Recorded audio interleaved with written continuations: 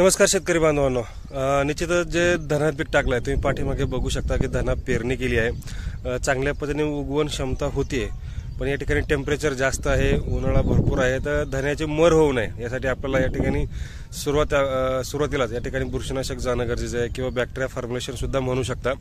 पण या ठिकाणी उन्हाळ्याचं टेम्परेचर असल्यामुळे धना 12 ते 15 दिवस उगवणीसाठी जात असतो. आता या ठिकाणी पेरलेला आहे, कुठेतरी आत्ताशी दिसतोय, पण तरी पण त्या ठिकाणी मर नाही झाली पाहिजे, चांगल्या पद्धतीने उतार झाला पाहिजे. आपल्याला या ठिकाणी करताना शक्यतो धना जो आपण उन्हाळ्यामध्ये पेरणार असेल तर जर्मिनेशनसाठी आपल्याला या ठिकाणी बावस्कर टेक्नॉलॉजीचं जर्मिनेटर आहे ते आपल्याला या ठिकाणी वापरलं तर खूप फायदेशीर राहील. जे उगवण क्षमता होण्यासाठी 100% उगवण क्षमता होण्यासाठी आपलं जर्मिनेटर खूप फायदेशीर आहे.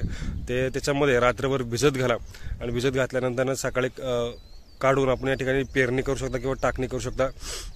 हा झाला पहिला मुद्दा.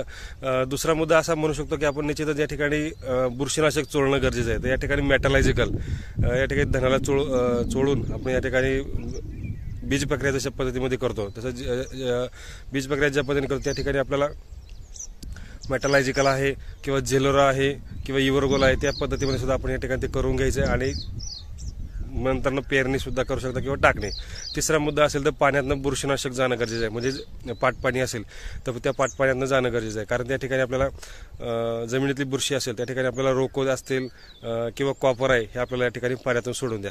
तर ह्या पद्धतीमध्ये आपल्याला ते 2-3 ॲप्लिकेशन आपण या ठिकाणी स्टेप बाय स्टेप करू शकतो. एक पहिलं भिजवून घेण्यासाठी आपण जर्मिनेटरचा वापर असेल, त्याच्यानंतर सीड ट्रीटमेंटसाठी आपण या ठिकाणी झेलोरा असेल, इव्हरगोला आहे, इलेक्ट्रॉन आहे, मेटलॉजिकल आहे ते आपण या ठिकाणी वापरू शकता. आणि पाण्यातून सोडण्यासाठी रोको किंवा कॉपर हे आपण पाटपाण्याच्या माध्यमातून सोडू शकता. म्हणजे अशा पद्धतीमध्ये आपल्याला या ठिकाणी ते सोडून घ्या की जेणेकरून आपल्या धना पिकावरती येणारी जी मर आहे आपली मर थांबली जाईल. निश्चितच ही माहिती आवडली असेल तर व्हिडिओला लाईक करा, शेअर करा आणि आपल्या शेतकरी बांधवांना पाठवा. धन्यवाद.